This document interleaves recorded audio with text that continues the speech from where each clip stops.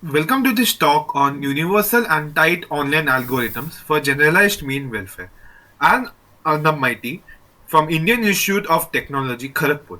My co-authors are Siddharth Burman and Arindam Khan from Indian Institute of Science, Bangalore. So in this paper, we look at the setting where we want to allocate goods which come in an online fashion in a fair and efficient manner among some agents. So, for instance, consider this setting where we have three agents, and a good comes in an online fashion one by one. So, the first good is good one. Now, each agent values a good at one particular value. So, for example, here the agent 1 values the good one at 0.2, the agent 2 values the good one at 0.4, and the agent 3 values the good at 0.2.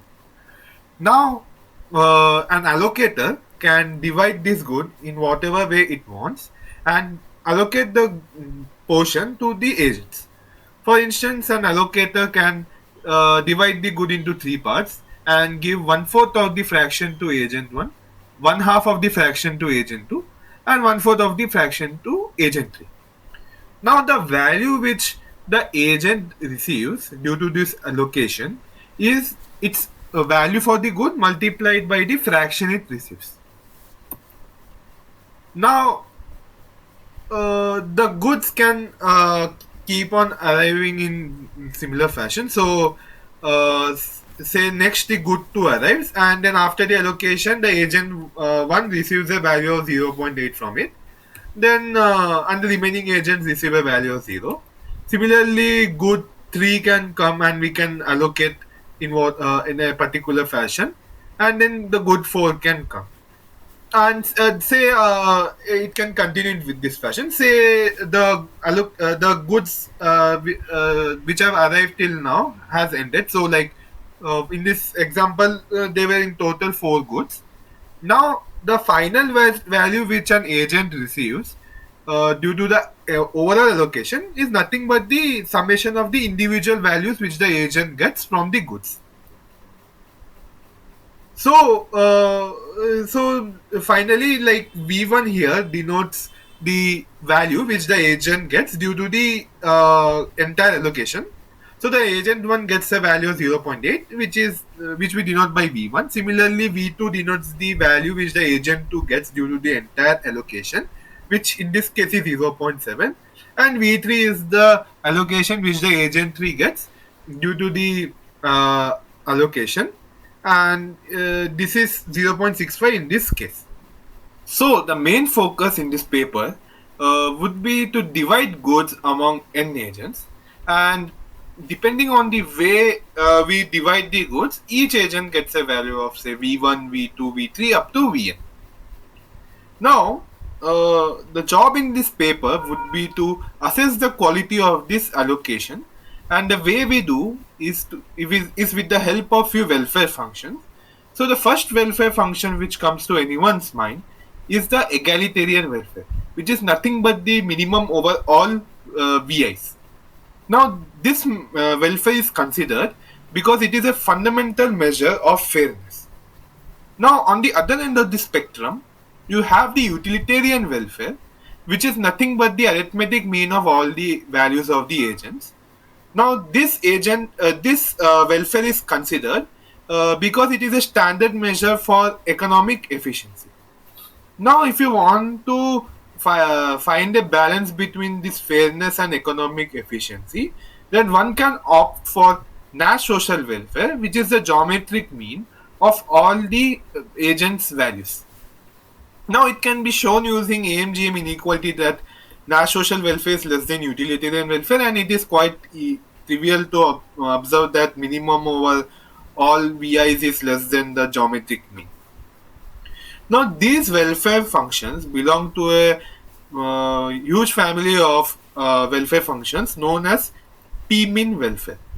So, P-min welfare is given below, which is like summation of Vi raised to the power P, and then we take a average over that, and then we take a power of 1 by P. Now, it is important to know that P mean welfare is different from P norm in two ways. First is that we have a factor of 1 by n in P mean welfare, which justifies the name P mean, and and this is missing from the P norms. And the second key difference is P mean welfares is generally used for P less than equal to 1, whereas P norm is used for P greater than 1. Now, this P mean welfares satisfy certain fairness axioms, and one of them being Pigo-Dalton principle. Hence, it is important to study P mean welfare for P less than 1.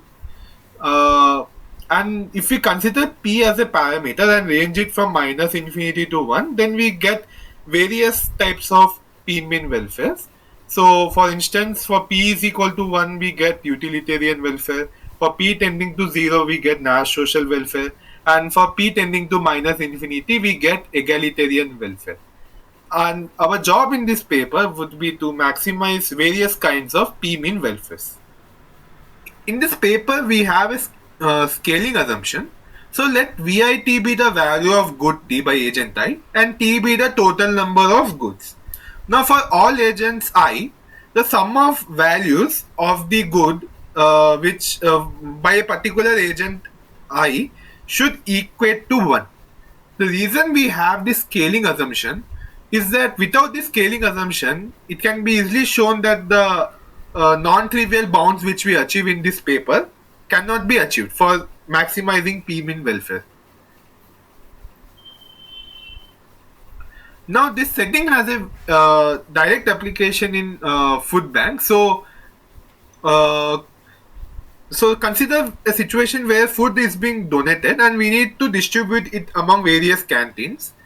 Now food is generally perishable in nature, so it mandates online allocation, and due to a limited information about the supply and demand, the future is kind of unknown, and this is the kind of setting which is looked at in online algorithms. So for example, consider 3 canteens here. So on day 1, donated food can arrive, and then we can allocate it as per the requirement. So say 0.2 fraction is allocated to canteen 1, 0.5 is allocated to canteen 2, and 0.3 fraction is allocated to canteen 3. A similar thing can happen on day 2, and so on. Now let us discuss first some of the key results of our paper. So the first result is an universal guarantee. So what we show is that there is a single allocation which roughly approximates by factor square root 10 all P mean welfares simultaneously at the same time. So this is for P less than equal to 1.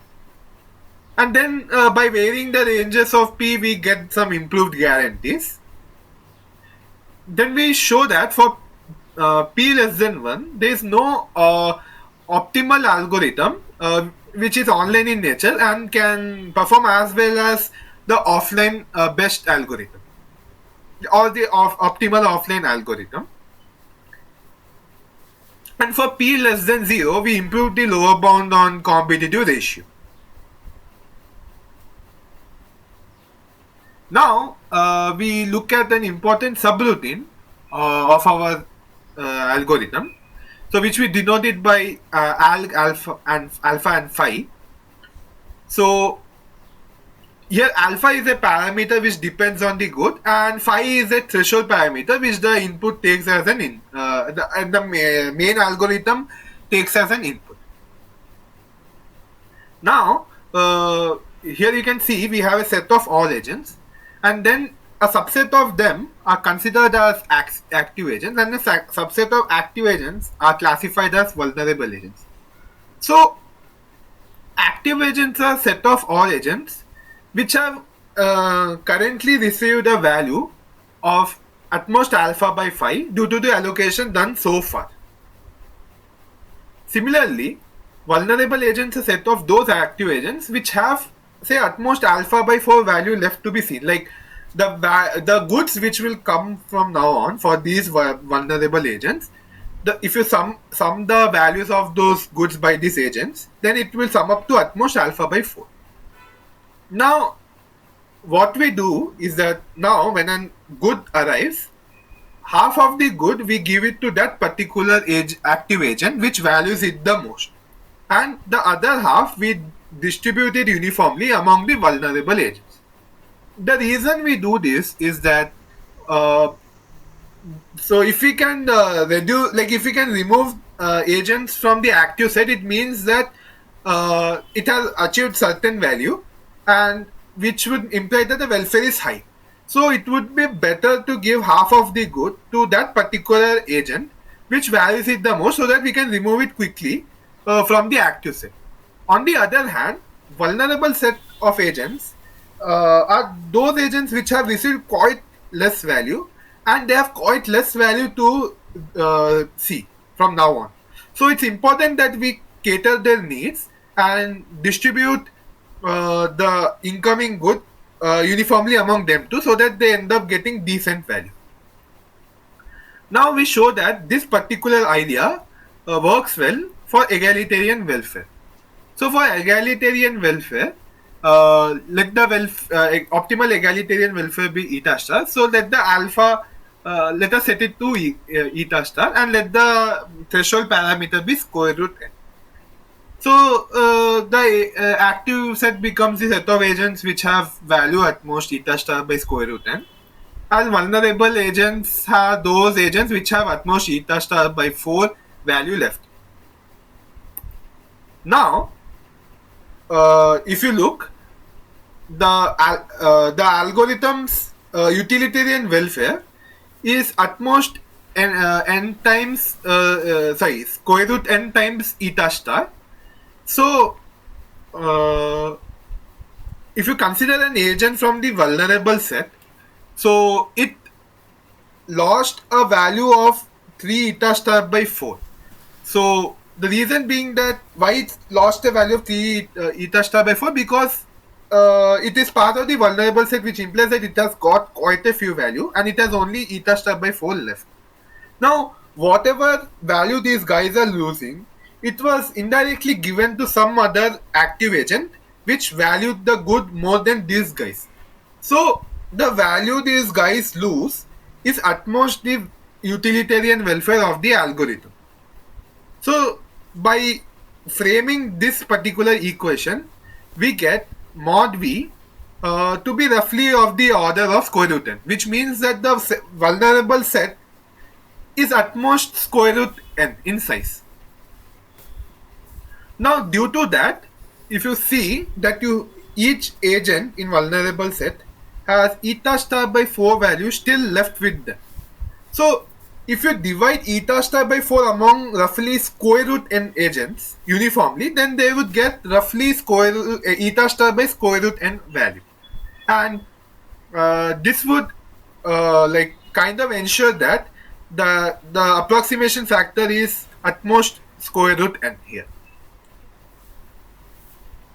Now, if we choose more precisely, because the previous proof was just an intuitive proof, so by considering various factors, if you choose the threshold to be say 8 square root n log 2n, our algorithm computes a single allocation that order square root n approximates first the egalitarian welfare, next the Nash social welfare, next the utilitarian welfare, and for all p less than equal to 1, the p-min welfare. Now, if you vary the threshold, then you get different upper bounds for our algorithm. So, if you consider the previous threshold, then for egalitarian welfare, we get an upper bound of square root n. On the other hand, if you consider log cube n as a threshold, then for Nash social welfare, we get an upper bound of log cube n. And for other ranges of p, you get, if you choose appropriate thresholds, then you get an appropriate upper bound. Now, it is also important to see why an online algorithm cannot perform as well as an offline optimal algorithm. So towards that, let us consider this particular example. So we'll say we have 4 agents here, and goods come one by one. So in round 1, the first good arrives, and the agent 1 and agent 2 value the good at half, and the remaining two agents value the good at 0. Now, uh, uh, when you if you think from the perspective of an online allocator, it cannot differentiate between the first agent and the second agent because their valuations are same, and there's no information about them regarding the valuations about their goods in future. So the best an online algorithm can do intuitively is to divide the incoming good equally among them, which is being done here. Now, in the first row, we update the values which the agents keep on receiving due to the allocation made so far. Now, in round 2, agent 3 and agent 4, both of them value the good at half, and so an online allocator, the best it can do is to divide the incoming good equally among them. Then in round 3, agent 1 and agent 3 value the good at half, and the best an online algorithm can do is to divide the good equally among them. Next, in round 4, agent 2 only values the good at half, and the remaining goods, remaining agents value the good at 0. So in this particular case, the algorithm will give the entire good to the second agent. Similarly, in round 5, the fourth agent values the good at half, so we give an online algorithm will give the entire good to the fourth agent. So now, if you consider this offline allocation, where in round 1, 75% of the good is given to the first agent and 25% is given to the second agent, and so on, then it can be easily checked that this offline allocation will lead to a value of 5 by 8 for each agent. Now, if you recall that the p-min welfares are characterized by some set of fairness axioms, and I clearly stressed on Pigot-Dalton principle. So what Pigot-Dalton principle roughly says is that more balanced is the allocation, better will be the welfare. So you can see the 5 by 8, every agent receiving 5 by 8 is more balanced than like 2 agents receiving 3 by 4 and 2 agents receiving half. So because of that, it can be shown formally that the offline allocation is strictly better than the online allocation. So because of this particular thing, we can show that offline allocation is strictly better than the online allocation. Now, using a similar lower bound instance, we can show the following lower bound on competitive ratio also. Now, some open problems in this area are as follows. Now, if you recall the first scaling assumption which we had, in order to overcome that scaling assumption, one framework which one can consider is the algorithms with prediction framework. Another relevant direction would be to study online p-min welfare maximization with stochastic valuation. So now the valuations are kind of fixed, but ensure that you can consider stochastic valuations, and even instead of adversarial input, you can consider random order arrival and try to improve the guarantees.